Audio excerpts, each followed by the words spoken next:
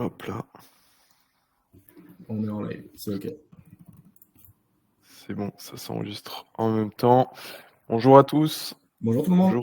Bonjour Camille, bonjour Mathéo, bonjour Angélica, Ghislaine, Christine, Pierre, Cécile, Jérémy, Arnaud. Je pense que les autres vont bientôt nous rejoindre. On va attendre 2-3 minutes si ça ne vous dérange pas avant d'entamer la présentation. Alors n'hésitez pas, nous on essaie de faire vraiment un format interactif, c'est-à-dire que n'hésitez pas à nous poser des questions directement dans le chat. On pourra y répondre au fur et à mesure de notre présentation et aussi directement en fin de présentation si on a loupé quelques questions. Donc n'hésitez pas. Hop, bonjour Dylan, bonjour Yann, bonjour Julien. On va encore patienter quelques minutes. Hop. Bonjour Morgane, bonjour Thierry. Hop, ça arrive petit à petit. Petit à petit, ouais. Est-ce que dans le chat, vous pouvez nous dire si vous nous entendez bien, si vous nous voyez bien? Salut Raphaël. Ok, parfait. Merci Thierry, merci Yann.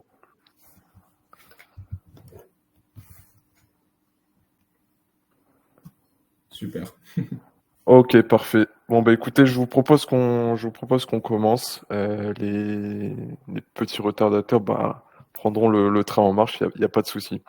Donc l'objectif de ce webinaire a une date un peu chamboulée entre le vendredi 13, le fait qu'il y a un suspense sur le Premier ministre qui va arriver dans les prochaines minutes. Ça va peut-être perturber votre attention, mais l'idée aujourd'hui, c'est que on vous donne quelques tips et quelques stratégies que vous allez pouvoir appliquer de votre côté, tout seul directement sur LinkedIn pour être prêt pour 2025. En gros, pour vous faire un petit état des lieux, Anthony et moi, donc on fait partie de l'agence Linkforce et on continue, on travaille en continu sur LinkedIn. Donc là, ce qu'on va vous donner, c'est vraiment notre analyse. Si on prend un panel de tous nos clients, c'est une analyse de nos meilleures performances. Et l'idée, c'est que vous puissiez les appliquer vous-même en prenant le temps de le faire et que vous ayez toutes les cartes en main pour pouvoir appliquer une stratégie efficace pour votre personal branding en 2025. Donc moi je suis Hugo et donc je suis ghostwriter et donc mon rôle c'est d'écrire justement et de rédiger du contenu au quotidien sur LinkedIn pour mes clients. Et donc aujourd'hui je suis accompagné d'Anthony qui fait aussi partie de l'agence et que je vais le laisser se présenter rapidement aussi. Merci Hugo. Alors pour ma part, je suis donc Ghost Hackers. Donc Ghost Hacker, c'est un terme un petit peu barbare pour expliquer qu'on fait de la prospection sur LinkedIn. Donc on s'occupe de faire des ciblages, des bases de données et on s'occupe d'ajouter donc les personnes au réseau LinkedIn justement pour qu'ils puissent voir les posts qui sont gérés sur la partie communication. Donc on crée une audience qui va être en lien direct avec le personal branding et qui va pouvoir justement découvrir vos services, vos produits et toutes ces choses-là. Ok, parfait Anthony. Bon, je vous propose qu'on entame directement, comme ça on respecte l'agenda de tout le monde. C'est parti. Alors, avant tout, on va faire une petite définition de ce que nous on appelle la communication et le média sans permission qu'on incarne chez Linkforce. Alors, tout simplement, quand on va parler de communication, il faut comparer que ce qui est comparable. C'est-à-dire que si on parle de communication sur LinkedIn, il faut qu'on compare avec d'autres leviers de communication qui ont les mêmes objectifs. Donc, facilement et instinctivement, on peut le comparer avec la communication que tout le monde connaît, qui est la publicité via des médias traditionnels. Que ça peut être des publications sur des journaux, des passages télévisés, des articles payants, etc. Tout ça sont des choses qui marchent, qui font de la visibilité, mais le constat de tous nos clients, c'est qu'elle est forcément toujours coûteuse et très éphémère. Quand on fait une analyse sur tous les canaux, en fait, en moyenne, pour toucher 10 000 personnes, il faut en moyenne payer 1 300 €. Anthony, est-ce que tu peux couper ton micro parce que je m'entends double? Ok, parfait. Désolé. Donc en gros, voilà. Sur LinkedIn, pour toucher ces 10 000 personnes-là, nous, on estime qu'en faisant une bonne stratégie qu'on vous présentera juste après, il faut en moyenne 1 mois. Et ça, vous pouvez le faire très rapidement et tout seul de votre côté parce qu'il y a pas de barrière technique. Vous pouvez, à partir du moment où vous avez une connexion, on va dire en 4G ou en Wi-Fi et que voilà, vous avez accès à votre clavier de téléphone ou d'ordinateur, vous pouvez commencer à faire de la communication en étant totalement autonome. Donc ça, c'est vraiment, bah, ce qu'on appelle, nous, créer son propre média sans permission et en gros, peut-être que c'est un terme qui vous est pas, commun, et tout simplement, bah, pour vous expliquer le fondement, bah, de ce média sans permission, on l'a tout simplement repris, de Naval Ravikant, qui est, un investisseur de la Silicon Valley. Il a investi dans des boîtes comme Tesla, PayPal et cetera et lui, en gros, son adage favori, c'est de dire que, il y a 2 médias sans permission dans la vie, savoir coder et avoir son propre levier de communication. Pourquoi? Parce que ces 2 leviers cumulés, en fait, font tourner et vous font de la visibilité même pendant que vous dormez. Donc c'est un peu le tweet que j'ai mis ici dans la capture d'écran. C'est-à-dire qu'aujourd'hui, la valeur la plus forte qu'on peut avoir, c'est de savoir coder. Nous, on l'utilise avec Linkforce pour certaines prestations, mais c'est surtout de savoir communiquer et une fois qu'on a ces 2 aspects-là, on va dire qu'on a une puissance qui est vraiment décuplée et on a un peu tout ce qu'il faut pour avancer, dans son entreprise. Évidemment, savoir communiquer, ça peut être sur d'autres leviers. Vous pouvez avoir votre article de blog, un compte Twitter, une newsletter, mais aujourd'hui, et c'est pour ça que vous êtes connectés, c'est sur LinkedIn. Il y a plusieurs intérêts, bah, de savoir communiquer sur LinkedIn et d'avoir son propre personal branding. Pour la petite précision, je parle bien sur savoir communiquer sur LinkedIn et sur son propre profil personnel, pas sur sa page entreprise. Il y a quelques variantes, que je pourrais, voilà, vous exposer si vous avez des questions. Mais en tout cas, voilà. Pourquoi communiquer sur LinkedIn via son personal branding? Anthony va vous présenter quelques brèves qui vont, certainement vous convaincre, soit, bah, à continuer ce que vous faites déjà ou soit à vous lancer en 2025 si vous ne l'avez pas encore, déployé. Merci Hugo. Alors avant toute chose, est-ce que vous m'entendez mieux avec le casque? Angelica, j'ai vu que vous m'aviez mis un message dans le chat, est-ce que c'est mieux? Ok, super. Alors, pourquoi LinkedIn? Il faut savoir tout d'abord que LinkedIn a un fonctionnement un petit peu différent de Meta, de YouTube au niveau algorithmique. Il faut savoir que sur LinkedIn, chaque profil a un score, une note SSI, qui va en gros correspondre à la perception qu'a l'algorithme du profil. Plus la note est élevée, plus vous êtes considéré comme un créateur de contenu et plus vos posts vont avoir une durée de vie et une portée importante. On peut beaucoup moins, entre guillemets, publier sur LinkedIn que sur du Meta pour avoir autant de visibilité. Et c'est ça qui est intéressant, c'est que quand on ficelle bien sa stratégie de communication, on peut avoir beaucoup plus d'opportunités via LinkedIn que via les autres canaux. Sur LinkedIn, ce qui est également intéressant, c'est le fait de pouvoir créer une audience qui nous ressemble et qui nous intéresse. On a des outils pour vraiment ajouter des personnes dans son réseau et on le sait, LinkedIn fonctionne par niveau de réseau. On a le rang 1 qui correspond à nos relations qu'on a ajoutées directement, le rang 2 qui correspond aux relations de nos relations et le rang 3 qui sont un petit peu les inconnus qui n'ont aucun lien avec nous. Plus la note qui est derrière le profil est élevée, plus vous allez être visible par le rang 1, puis le rang 2, puis le rang 3. Et justement, ce qui est intéressant, c'est de créer une audience qui nous intéresse par rapport à nos objectifs de communication et de se dire qu'on va être vu non seulement par cette audience-là, mais par le réseau de cette audience. Donc en fait, la portée organique de LinkedIn est beaucoup, beaucoup plus importante que sur du Meta, que sur du YouTube. Forcément, qui dit portée augmentée dit aussi donc plus d'opportunités et contrairement à Meta où il faut un rythme de publication beaucoup, beaucoup plus quotidien, sur LinkedIn, on peut se permettre de travailler beaucoup plus ses posts, de ficeler un petit peu plus mieux sa stratégie et de se contenter dans les premiers temps d'un post par semaine, voire deux, si ces derniers sont bien optimisés et bien pensés dans une logique de communication. Ensuite, il faut aussi se dire que la stratégie éditoriale qu'on va mettre en place peut avoir différents objectifs et peut donc concerner différentes personnes. Et c'est là où il est intéressant, c'est qu'il permet en fait d'activer toutes ces pistes. On peut à la fois utiliser notre stratégie de communication, notre personal branding comme du social selling, donc pour aller chercher de nouveaux prospects, de nouvelles opportunités business, en pensant ces publications comme un tunnel de vente. On peut aussi justement travailler sa marque employeur avec des contenus qui vont mettre en avant les valeurs de l'entreprise, les avantages de l'entreprise pour attirer les nouveaux talents et davantage être une société en vogue et qui aspire confiance. Et on peut aussi, si on est dans une phase de levée de fonds ou si on cherche voilà, à vendre sa société ou à la faire grossir, travailler une ligne éditoriale qui va aller dans ce sens-là et qui va s'adresser donc à cette cible. Et là où c'est intéressant, c'est qu'on va pouvoir adapter son audience à son objectif et donc forcément avoir une stratégie de communication qui touche directement, des personnes qui nous intéressent pour atteindre notre objectif. Yes. En gros, comme l'a dit Anthony, en fait, voilà, il y a divers objectifs sur LinkedIn. Aujourd'hui, sur ce webinaire, je m'adresse pas forcément à des futurs influenceurs, pas du tout. Il peut y avoir des équipes commerciales, des équipes marketing, des dirigeants d'entreprise. Et en fait, l'idée, c'est que chacun puisse trouver son propre équilibre et son propre intérêt de publier sur LinkedIn. Donc ici, en gros, on a 3 exemples qui sont Maxime Blondeau, Claire et Jean-Pierre Nadir. Donc, ils sont 3 personnes qui ont des stratégies complètement diverses sur LinkedIn. Maxime Blondeau, c'est plutôt d'incarner des valeurs d'écologie sur LinkedIn. Claire, c'est plutôt de mettre en avant un sujet médical tout en incarnant les inégalités hommes-femmes dans ce monde-là. Et Jean-Pierre Nadir, qui est lui une personne que vous connaissez peut-être, qui est jury de l'émission Qui veut être mon associé et qui, de manière un peu plus obscure, en tout cas moins mise en lumière, vend des voyages écologiques. Et donc lui, forcément, son objectif, ça va être tout simplement de faire du social selling, donc de vendre via son levier de communication, versus les autres qui ont des intérêts qui sont diverses.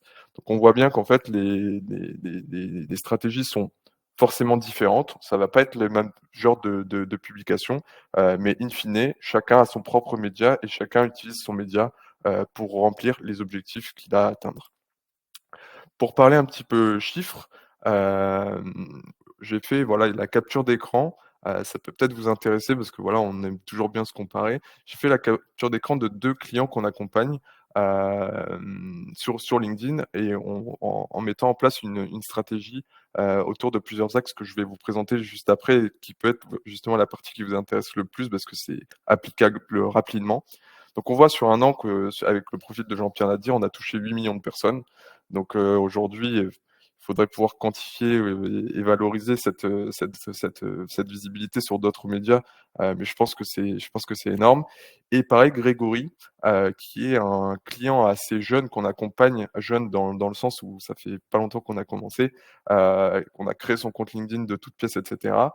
Et voilà, je vous ai fait une capture d'écran des impressions sur à peu près 6 mois d'accompagnement.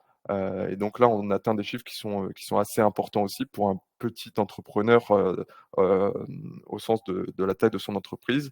Donc avec 133 000 impressions en 6 mois. Donc ce qui est plutôt pas mal en 100% organique, sans mettre de budget publicitaire directement sur la plateforme LinkedIn. Comment on fait ça? Tout simplement, je vais vous montrer nous la stratégie qu'on utilise. C'est pas une invention de toutes pièces, tout simplement une analyse du marché et un travail quotidien de voir ce qui fonctionne le mieux et ce qui fonctionne le moins. Et nous, en fait, on a utilisé la stratégie GAP. Alors, certains peut-être, vous pouvez me dire en commentaire dans le chat, ont déjà entendu parler de la stratégie Tofu Mofu Bofu, qui est une sorte de variante de cette stratégie GAP. En fait, sensiblement, c'est un peu la même chose. Là, c'est un petit peu modernisé. Et l'idée, en fait, c'est qu'il faut alterner le type de contenu que vous avez publié. Moi, j'ai beaucoup de clients ou même de prospects ou de personnes qui viennent me parler qui me disent: «Mais Hugo, moi, je publie toujours sur LinkedIn, tous les jours ou toutes les semaines, tous les mois et ça m'apporte rien ou pas grand-chose». Et en fait, quand on fait une rapide analyse sur leur compte, en fait, c'est du contenu qui est toujours dans le même sens, qui parle toujours à la même audience et finalement, on s'adresse aux personnes qui nous connaissent déjà. C'est-à-dire que si demain je prends un expert Google Ads, qui fait du contenu sur LinkedIn, mais qui fait que du contenu sur, stratégie Google Ads, nouvelles astuces, nouvelles mises à jour, finalement, à part nourrir, ses concurrents ou alors, d'un réseau de freelance qui peut venir s'inspirer de ce qu'il fait, finalement, en découverte de clients, ça va être assez mince ou alors des clients qui sont vraiment déjà, très, affûtés sur le sujet et qui vont juste, voilà, se nourrir des nouvelles nouveautés tout simplement, mais ça va être assez mince dans la découverte. Donc nous, ce qu'on encourage rapidement, c'est de faire des contenus qui ont une vocation de croissance, donc faire vraiment du personal branding, raconter des anecdotes personnelles, professionnelles, voilà, attirer la sympathie, faire des des contenus d'autorité pour tout simplement gagner en crédibilité. Ça peut être des livres blancs, voilà, des choses un peu plus techniques. Et enfin, faire du contenu personnel pour l'authenticité, le fait qu'on s'attache à une personne, etc. Et l'idée, c'est de mêler ces trois types de contenus pour avoir une bonne stratégie. Vous pouvez, sinon, si ça vous paraît un peu trop technique, ces 3 termes qui en soi, voilà, c'est des termes qui sont un peu mémotechniques et qu'on aime bien, sur lesquels on aime bien s'attacher. Mais sinon, d'une manière très naturelle, très simple, vous pouvez juste constituer 2 blocs, des contenus chauds, que nous on appelle chez Linkforce des contenus à chaleur ajoutée, et des contenus froids qui sont experts. Et vous mêlez ces 2 posts. Et ces 2 posts, par contre, doivent avoir des stratégies bien, des objectifs bien différents.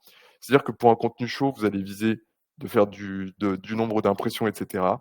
Et le contenu froid, vous allez viser de l'expertise et faire beaucoup moins d'impressions, mais par contre d'avoir des messages privés derrière, des clics vers votre site web, et cetera. Concrètement, je vous donne encore les 2 exemples, pareil pour Jean-Pierre Nadir et Grégory que je vous ai montré précédemment, pardon. Voilà, un type de contenu chaud pour Jean-Pierre Nadir. Donc voilà, où on prend la parole sur un sujet, voilà, qui va faire du trafic et qui corresponde à ses valeurs, et un post froid vraiment focus sur le tourisme, en Corse.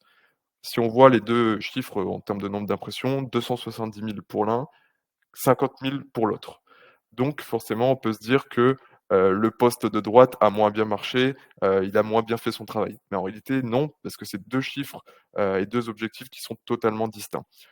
À gauche et à droite, on a divisé par 5 le nombre de performances, mais en termes d'objectifs business, le poste de droite a amené beaucoup plus de sites, de clics vers le site web et d'échanges en message privé. C'est donc pour ça que c'est cet équilibre des 2 qui est important. La publication de gauche a attiré des visites de profil, et cetera, et celui de droite a converti. Donc là, pareil, c'est des chiffres qui sont boostés de par la notoriété du personnage. Et si je prends l'exemple pour notre client Grégory Brodard, donc pour le coup, je vous ai épargné son secteur d'activité, mais il s'agit d'une personne qui travaille dans le milieu funéraire. Donc voilà, c'est un secteur un peu particulier. Mais donc à gauche, vous voyez donc un post qui a une vocation de faire de la visibilité, donc 75 000 impressions. Et à droite, une VSL, donc une vidéo un peu marketing pour convertir, 3 000 impressions. Et ce poste de droite n'aurait jamais fait les 3 000 impressions si, la stratégie n'était pas soutenue par des posts un peu plus, chauds, dans la ligne éditoriale. C'est donc pour ça que j'insiste vraiment sur cet équilibre de pas faire que du chaud, parce que si vous faites que du chaud, vous allez, tomber dans les dérives qu'on ne veut pas. Moi, je suis vraiment contre la facebookisation de LinkedIn. L'idée, c'est vraiment de trouver cet équilibre subtil qui, à la fois, va vous faire, être satisfait des performances et ne pas tomber, dans on va dire dans le fait que votre compte LinkedIn ne vous ressemble pas, c'est vraiment pas l'objectif. L'idée, c'est de trouver cet équilibre. Là, j'ai pris, par acquis de conscience 2 exemples un peu chocs, mais après sur des thématiques on va dire quotidiennes, je pourrais vous montrer d'autres exemples si ça vous intéresse, sans aucun souci. Allez, je te laisse la parole. Merci. Alors parfois, malgré une très bonne stratégie de communication, il se peut que certains posts fonctionnent moins bien que d'autres. Ça peut dépendre forcément de la thématique, si c'est un contenu chaud, un contenu froid. Dans tous les cas, la solution, c'est de faire des A/B tests. Tester à la fois le format. Par exemple, si vous souhaitez indiquer que votre société vient d'obtenir une certification ISO 9001, si vous le faites sous la forme d'un carrousel, forcément, ça aura moins d'impact que si vous faites un post avec une image et un texte et une image de votre équipe voilà, mis en scène, tenant un certificat ou quelque chose comme ça.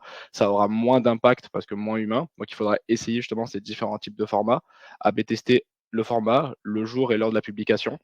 Ne pas aussi hésiter à ajuster un petit peu votre audience si vous voyez que malgré vos efforts, les impressions n'augmentent pas forcément. Donc quotidiennement, ajoutez de nouvelles personnes à votre réseau, utilisez les filtres de recherche LinkedIn, les balises booléennes pour faire entrer dans votre réseau des personnes qui pourraient être intéressées directement par le contenu, mais qui pourraient aussi avoir un réseau lui-même intéressé par le contenu.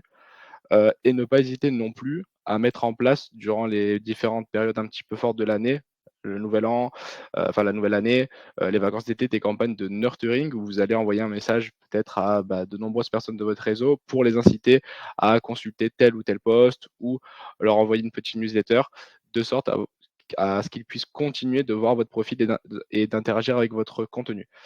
Ce qui est aussi important de se dire, c'est que parfois, on va ne pas avoir de suite de bonnes performances parce que justement ce score SSI n'est pas encore optimisé. Donc comme je le disais tout à l'heure, le score SSI, c'est une note qui est composée de 4 indicateurs que vous pouvez voir à l'écran. C'est une note sur 100 qui va dépendre à la fois du fait d'ajouter des personnes justement à votre réseau, du fait d'être proactif sur LinkedIn, d'aller donc répondre aux commentaires sous vos posts, d'aller mettre des commentaires sous les autres posts et interagir avec d'autres publications, d'autres créateurs de contenu. Et petit à petit, en fait, cette note va augmenter et vous placer de plus en plus dans le top 5% du secteur d'activité. Vous pouvez voir en haut, il y a la note et il y a aussi un classement secteur. Plus vous êtes haut dans ce classement secteur, plus vous serez un top voice de votre secteur d'activité et vous serez vu par les personnes qui sont aussi dans ce secteur d'activité considéré par LinkedIn. Par exemple, si vous êtes dans le secteur de la construction et que vous êtes dans le top 1, vous serez davantage mis en avant par tous les acteurs de ce secteur d'activité de la construction. Un peu moins sur d'autres secteurs, mais vous serez à chaque fois dans le feed de ces personnes-là. Donc c'est important de travailler ça sur la durée, d'avoir en tête le fait que les contenus peuvent fonctionner parfois de manière hyper poussée en fonction de la thématique et du format, parfois moins, mais ce n'est pas une course de vitesse, c'est un marathon et il faut travailler justement ce score sur la durée. Yes. Aussi, je peux rajouter pour pas vous effrayer qu'on va dire qu'à partir du moment où vous êtes aux alentours des 50 de notre SSI, c'est déjà très bien. Rares sont les profils, peu importe la taille du réseau, qui dépassent les 70 parce que voilà, il y a toujours une part d'algorithme et du fait qu'on doit toujours se battre contre l'algo sur LinkedIn. Donc déjà, si vous êtes au-dessus de 50, c'est déjà pas mal. Donc faut pas forcément voilà, moi j'ai jamais vu un profil au-dessus de 85 et pourtant, j'accompagne des clients, avec Linkforce depuis 3 ans et des top profils sur le classement Favicon. Donc c'est le classement qui regroupe les meilleurs comptes LinkedIn et j'ai rarement vu plus de 70, donc pas de pression. Mais voilà, par exemple Camille, si vous êtes à 47, honnêtement, c'est pas du tout négatif, puisque comme vous êtes à 47, vous avez une marge de progression qui est bien et ça va augmenter vite. L'idée, c'est que voilà, si vous arrivez à vous positionner autour des 55-60 et de les maintenir, parce que forcément toutes les semaines ça monte et ça descend, ça sera déjà, très bien. Pareil Cécile, si vous êtes à 54, franchement, c'est déjà pas mal et ça veut dire que même si vous publiez pas tous les jours, pas toutes les semaines et cetera, en fonction de vos objectifs, vous avez déjà, voilà, des échanges en message privé, vous ajoutez des personnes, des personnes vous ajoutent, donc c'est déjà très bien.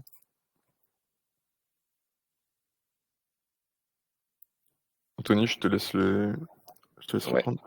je suis en train de lire parce que Laurent dit qu'il y a plus de son. Alors moi, je t'entends bien de mon côté. Je vois Ouais, qu'aussi Mathéo. je pense que ça doit venir de Laurent, je pense. Laurent, c'est OK de votre côté, vous nous entendez de nouveau? Super. Donc il y a différents formats, comme disait Hugo, sur 2025 qui vont être percutants. Et justement, on vous préconise donc de passer à... Maintenant, c'est moi qui ai un problème de son, visiblement. Hugo, tu peux reprendre la main. Le temps que OK, je règle ouais, le problème de je son. reprends, mais on t'entendait bien, je pense qu'il y avait pas de problème, mais pas de souci. En gros, oui, donc il y a 3 formats sur lesquels nous, on vous propose de vous engager pour 2025, tout simplement pour gagner du temps et ça découle de notre analyse, de l'algorithme et des performances. Donc je vais commencer comme un podium, de sport automobile. Premier format, le plus simple pour vous à utiliser, c'est le format texte plus image. Donc c'est forcément le format que l'on connaît le plus. Ça peut être du texte charté, enfin une image chartée comme vous voyez sur l'écran, ou tout simplement une photo de vos équipes, une photo de vous, peu importe, qui va illustrer ce que vous allez dire dans votre post. Donc ça, c'est vraiment le format sur lequel vous allez avoir le plus de facilité d'écrire. Et forcément, le média qui va être là va servir de stop scroller. Donc ça va être super efficace. Le deuxième format sur lequel je reviendrai juste après, mais qui est super efficace, c'est la newsletter. Tout simplement parce qu'aujourd'hui, peu importe l'entreprise, tout le monde a quasiment une newsletter et tout le monde utilise euh, des outils externes pour gérer la newsletter. Sauf que LinkedIn senti le vent tourner et elle s'est dit, nous, on va devenir voilà, efficace sur la newsletter LinkedIn. Et donc maintenant, depuis très peu de temps, vous pouvez créer des newsletters sur LinkedIn et elles ont des super gros avantages que je vais vous détailler dans la slide juste après parce que je voudrais vraiment insister dessus pour que vous puissiez tous la déployer rapidement et être satisfait des résultats. Donc, je reviens juste après dessus. Et en troisième, la vidéo verticale et la vidéo horizontale. Donc j'ai vu quelques questions passer dans le chat par rapport aux vidéos.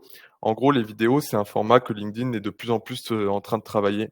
Donc vous voyez là, par exemple, sur la capture d'écran que j'ai mis à droite, vous avez l'onglet vidéo qui est sur LinkedIn maintenant sur nos applications mobiles, ce qui n'était pas le cas avant. Avant, c'était uniquement dans le fil d'actualité normal, dans notre accueil.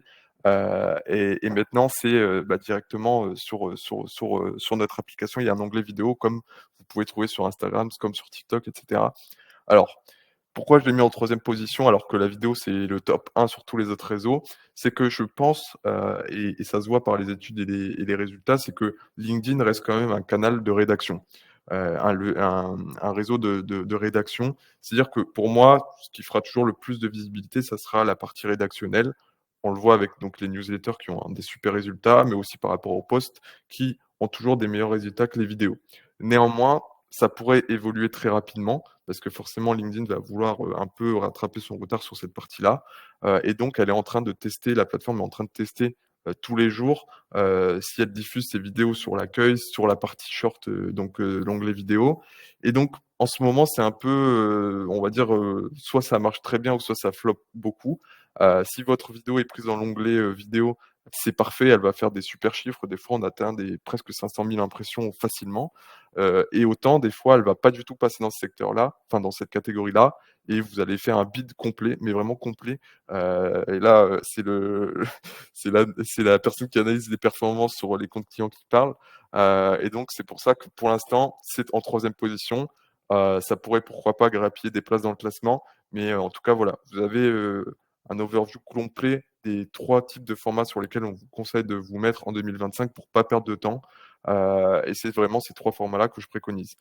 Je vais faire maintenant un petit focus sur la partie newsletter et pourquoi c'est vraiment moi le format qui m'intéresse le plus dernièrement. Tout simplement parce qu'en fait, quand on va créer une newsletter sur LinkedIn, elle va être envoyée à tout notre réseau. C'est-à-dire que tous nos réseaux vont recevoir notre newsletter et au premier numéro, votre réseau va avoir le choix de suivre la newsletter ou la rejeter. En moyenne, vous avez entre 30 et 35% de votre réseau qui accepte de suivre cette newsletter. Donc c'est énorme.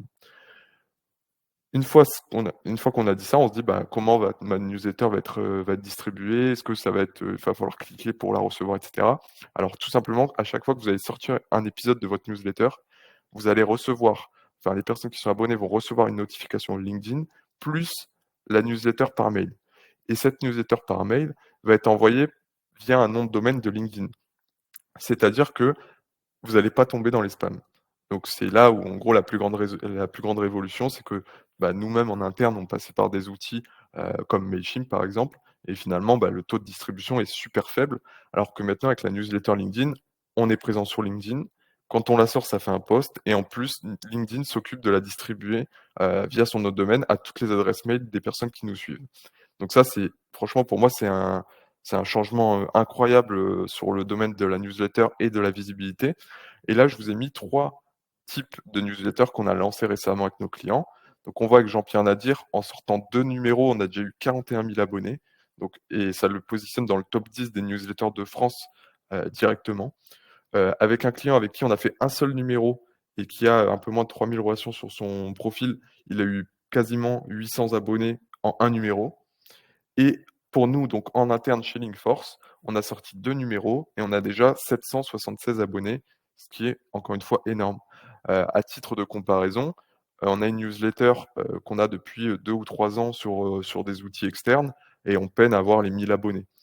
Et au-delà du nombre d'abonnés qui peut être un effet juste un peu clinquant de chiffres, c'est surtout, le taux de distribution et le taux de lecture qui est important. Et là, avec la distribution par mail et par LinkedIn, plus un post qui se fait aussi naturellement quand vous publiez, pour moi, c'est vraiment le game changer de 2025. Donc c'est vraiment le format sur lequel vous allez avoir le plus de facilité à créer du contenu. Vous allez pouvoir sortir de la limite du nombre de caractères qui est imposé par les posts LinkedIn en général. Donc Voilà, vraiment, pour moi, si vous avez déjà une newsletter en externe, voilà, pourquoi pas la dupliquer sur LinkedIn, ça touchera une cible différente et vous allez pouvoir faire un comparo des statistiques. Et si vous n'en avez pas, vous pouvez inclure dans votre plan marketing de 2025, là, en urgence, avant de présenter les plans, vous allez pouvoir ajouter mise en place de la newsletter LinkedIn. Et puis, je suis quasi sûr, bon, je vais pas mettre ma main à couper, ça serait dommage, mais je suis quasi sûr que vous allez avoir des super performances et que vous allez être surpris du nombre d'abonnés rapides qui va se faire et le nombre de lectures que vous allez avoir. Donc voilà. Hugo, Ouais. je vois dans le chat, Christine demande si tu peux montrer en pratique comment créer une newsletter sur LinkedIn. Est-ce que tu peux peut-être nous montrer LinkedIn directement la page qui nous permet de le faire? Yes. En gros, je vais pas partager mon écran parce que sinon ça va nous faire sortir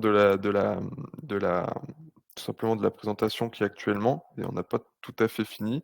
Mais sans souci, je vais vous expliquer en gros comment faire. En gros, quand vous êtes sur votre page d'accueil, bon, final, est-ce que je partage? C'est peut-être mieux.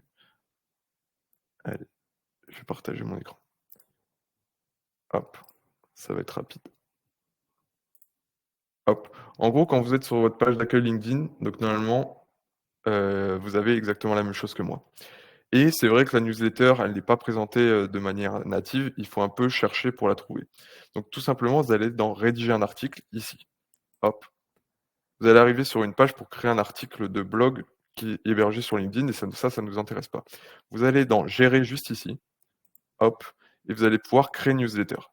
Soit vous allez créer une newsletter directement parce que vous n'en avez pas créé une, ou soit une fois qu'elle sera créée, vous allez plus avoir ce bouton, vous allez voir créer un nouveau numéro. Donc par exemple, si je crée une newsletter ici, puisque moi je ne suis pas rattaché forcément à celle qu'on a en interne, vous allez pouvoir mettre votre titre, la fréquence que vous voulez, la description, ajouter une image, et après ça sera super fluide à la créer.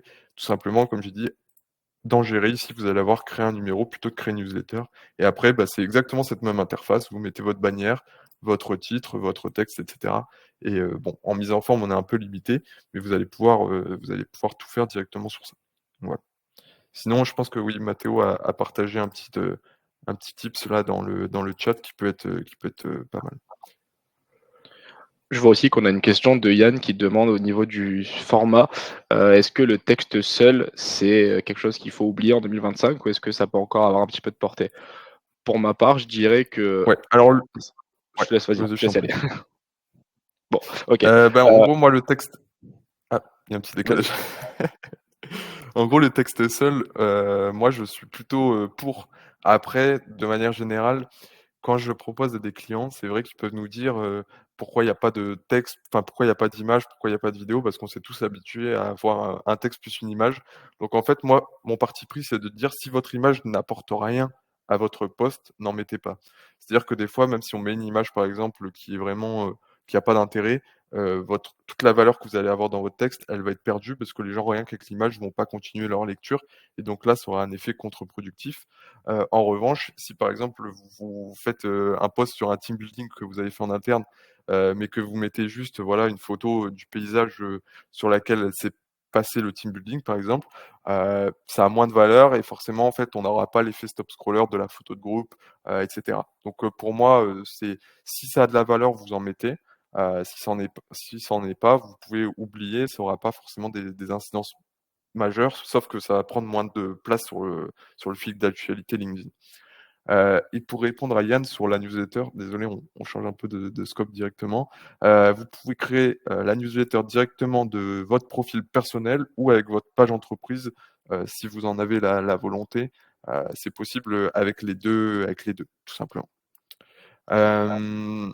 Je vois aussi qu'on a une question de Julien concernant l'utilisation de l'IA pour générer des visuels. Est-ce qu'on recommande? Et est-ce que Hugo, peut-être, a une application en particulier que toi tu utilises au quotidien? Yes, pour le moment, je trouve qu'il y a plein de choses sur lesquelles on est en avancement sur ces thématiques-là. Après, à ce jour-là, j'aurais pas forcément de recommandations immédiates, pour vous donner des choses qu'on a testées, approuvées, et cetera, qui ont été validées par les clients. Donc, on n'en a pas forcément, mais évidemment, je pense que c'est l'enjeu de 2025, le fait de générer des visuels avec l'IA qui pourraient, nous faire gagner forcément beaucoup de temps. Donc voilà. À ce jour-là, on n'a pas de reco ultime qu'on pourrait porter au nom de notre agence, mais ça pourrait très, très rapidement changer. Donc pourquoi pas la prochaine fois faire un webinaire sur cette thématique-là, parce que je suis sûr qu'il y a plein de choses qui existent, quoi. Alors, on va juste conclure rapidement avec la dernière slide. Après, on va répondre à toutes les questions. Comme ça, on aura bien le temps de tout faire. Tout simplement, la dernière slide, c'est un audit gratuit qu'on vous offre avec Linkforce. Tout simplement, vous pouvez scanner le QR code. Si vous le scannez, vous allez soit pouvoir réclamer la présentation de ce jour. Donc, au moins, on vous l'envoie directement après, dès qu'on finit ça. Et vous allez pouvoir réclamer aussi, et n'hésitez pas, pour une fois que quelque chose est gratuit, ça serait dommage de ne pas le faire, réclamer votre audit LinkedIn. C'est-à-dire que vous remplissez le formulaire. Nous, on passe sur votre compte et on vous donne des tips applicables rapidement pour 2025 qui sont personnalisés pour votre secteur d'activité et pour votre profil. Ça, on vous promet de vous l'envoyer avant le 1er janvier. Si votre stratégie LinkedIn, elle est encore un peu en réflexion, n'hésitez pas. Ça sera un plaisir pour nous de vous conseiller sur ça. N'hésitez pas. Et puis nous, maintenant, avec Anthony, on a largement le temps. On peut prendre, en fonction de votre temps, voilà, 5 à 10 minutes pour répondre à vos questions avec plaisir. Je crois qu'on avait mis, jusqu'à 12h15, donc on a été efficace. N'hésitez pas à nous poser toutes vos questions dès à présent. Et là, je vais commencer par Alexandre. Donc recommandez-vous d'utiliser le LinkedIn Sales Navigator? Ça, c'est une très bonne question qui est plus, de l'avis d'Anthony. En gros, Sales Navigator, c'est super bien pour tout ce qui va être partie ciblage, prospection. Donc nous, on le recommande forcément parce que c'est un super outil qui permet de dépasser les limites de l'algorithme. Mais si vous faites que communiquer, c'est pas un essentiel. Mathéo, dommage de communiquer avec de l'IA, sachant qu'il suffit de faire 1 ou 3 posts par semaine cependant. Ouais, Mathéo, moi je suis complètement d'accord avec toi et nous, notre métier, c'est d'écrire forcément, avec, la typologie de nos clients, d'écrire des posts en fonction de notre expertise. Donc là, nous, ce qu'on disait sur l'IA, c'était vraiment sur, la création de visuels qui, parfois, pour des clients un peu pressés ou qui ont pas forcément le temps de créer du contenu, ça pourrait être utile dans un futur proche, ouais. En tout cas, merci pour ton message. Ghislaine, merci. Christine, merci. Écoutez, bon après-midi, Christine. N'hésitez pas, hein, si vous avez encore quelques questions. On a du temps, donc ne vous pressez pas. Merci Chloé, merci Camille. Voilà, n'hésitez pas si vous avez des petites questions. Et puis sinon, vous avez le QR code que vous pouvez scanner et comme ça, on pourra tout vous envoyer. Alors Cécile, vous pouvez réaliser l'audit gratuit à partir de quand? Écoutez, on va faire une petite pause déjeuner et si vous remplissez le le QR code, on peut s'y mettre rapidement dessus. L'idée, c'est qu'on puisse vous donner des choses, voilà, comme je vous ai dit, avant le 1er janvier pour que vous puissiez l'intégrer à votre stratégie LinkedIn, donc n'hésitez pas. Laurent, avec plaisir. N'hésitez pas encore une fois à nous envoyer un message si vous avez une question. Mélanie, merci, c'était avec plaisir aussi. Ça défile. OK, parfait Alexandre. Vous nous avez tout envoyé, donc je risque de recevoir le petit mail et on prendra de vos nouvelles et on vous enverra toute la suite. Mathéo, j'aimerais lancer un format vidéo à la rentrée pour partager mon métier, intégrateur IA dans les process PME ETI, comment apparaître dans l'onglet vidéo tant convoité?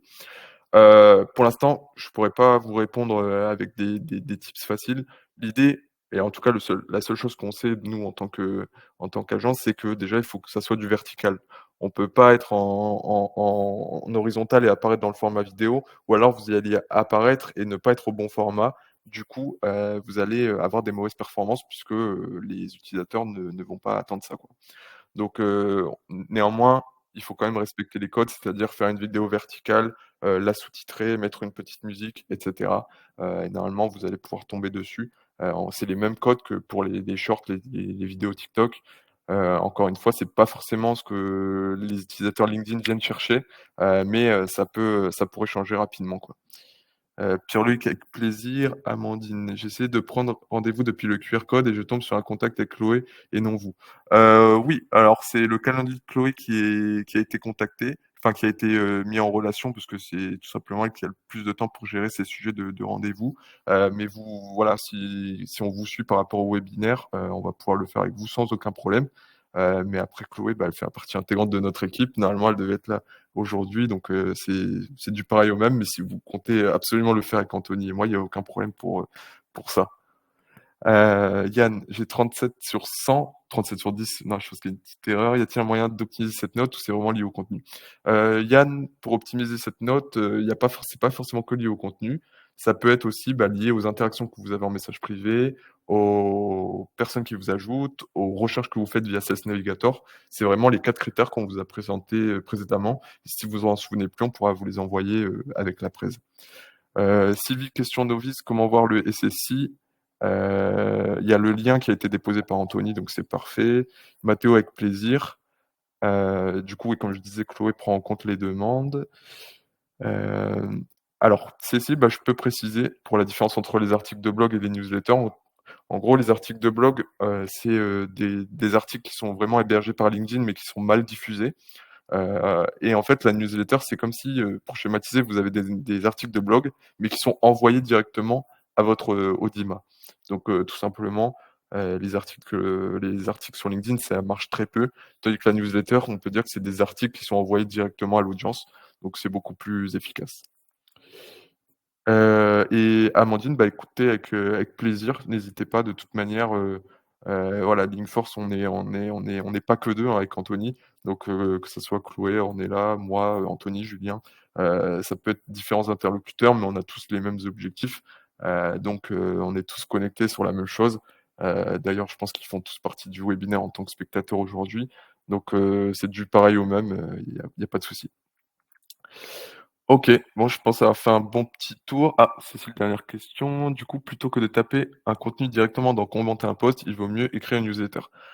Alors ça, c'est un complément. En fait, soit vous allez commencer un post parce que vous voulez faire juste un post, on va dire rapide et efficace, et que vous voulez que ça soit quelque chose, voilà, de spontané.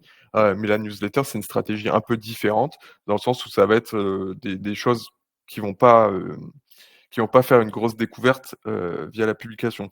C'est-à-dire qu'en gros, si vous faites une publication LinkedIn, vous allez avoir forcément d'autres personnes qui vont la voir, qui font pas partie de votre réseau, alors que la newsletter, c'est que pour les gens de votre réseau. Donc, vaut mieux faire des posts, commencer à poster pendant 1 mois ou 2 pour amener une audience correcte sur votre compte. Et une fois que vous avez une audience correcte, faire une newsletter parce que vous allez avoir un nombre plus intéressant. Après, tout ce que je vous dis là, c'est en fonction de votre secteur d'activité, etc. Donc, on peut affiner s'il faut. Là, ce que je vous dis, c'est vraiment de l'applicable à tous. Après, il y a des petites variantes. Mais ce que je conseille, c'est déjà, voilà, si je prends l'exemple pour moi, ce serait vraiment de commencer à poster vraiment des publications sur son compte. Et une fois qu'on a un certain nombre de relations et que ça marche bien, lancer sa newsletter pour voilà, ajouter plus de traction et de la conversion, puisque c'est ce que vous voulez aussi. Si c'est juste publier pour voilà, faire de la communication basique, pourquoi pas. Mais nous, on a toujours une logique business de business B2B derrière, donc c'est différent. Pour les posts, vous conseillez tous les jours. J'ai pas la suite, mais on conseille pas de poster tous les jours, nous, parce que tout simplement, les clients qu'on a et ce qu'on vend, nous, notre solution, c'est pas de devenir influenceur sur LinkedIn, mais c'est plutôt renforcer la dynamique commerciale ou renforcer sa notoriété. Donc c'est de plutôt poster, voilà, 1 à 2 fois par semaine maximum. Et on conseille donc en jour de publication, le mardi, mercredi et jeudi. Donc on esquive le lundi qui est un peu la course pour tout le monde, et on esquive le vendredi qui est un jour comme aujourd'hui où les personnes sont sur un webinaire à faire autre chose. Et en petite précision par rapport à ça, au niveau de la durée de vie d'un post sur LinkedIn, il faut savoir qu'une fois que le profil est bien optimisé et que le SSI est pertinent, un post, le dwell time du post peut peut durer jusqu'à 1 semaine. Un post qui a été publié le lundi peut très bien être vu par une Yes. personne d'une personne de votre réseau le vendredi. Donc ce n'est pas nécessaire en fait de publier tous les jours, sauf si en fait, vous allez raccourcir la durée de vie de vos posts en faisant ça. Donc vous pouvez faire plusieurs posts dans la semaine, mais toujours laisser un espace de plusieurs jours peut-être entre chacun. Yes. Parfait, merci Anthony. Écoutez, je pense qu'il reste quelques secondes avant qu'on respecte le délai qu'on s'était promis. Donc je vais mettre fin au webinaire. Franchement, n'hésitez pas, c'était un plaisir d'échanger avec vous, même si c'était voilà, virtuel. N'hésitez pas à scanner voilà, le QR code si besoin. Et encore une fois, j'espère que vous avez eu des tips qui peuvent être facilement applicables pour vous. On est dispo aussi sur LinkedIn et sur le mail qui s'affiche aussi à l'écran si vous avez des petites questions complémentaires qui ne nécessitent pas un audit ou un rendez-vous quelconque. Donc voilà, si vous avez une petite question, n'hésitez pas. On peut être vos assistants LinkedIn pour quelques heures. C'est avec plaisir. Donc voilà. En tout cas, merci à vous. Vous allez recevoir aussi le replay aussi de cette conférence au cas où vous voulez revenir sur quelque chose. Donc voilà. En tout cas, je vous souhaite un bon appétit et je vous dis à la prochaine, pourquoi pas avec la thématique de la génération des visuels via l'IA sur LinkedIn. Voilà, je me le note, ça peut être une petite idée pour 2025. Allez, merci à vous et bon appétit. Merci Allez, et bonne merci journée. Anthony. À tout à l'heure. Ciao. Salut.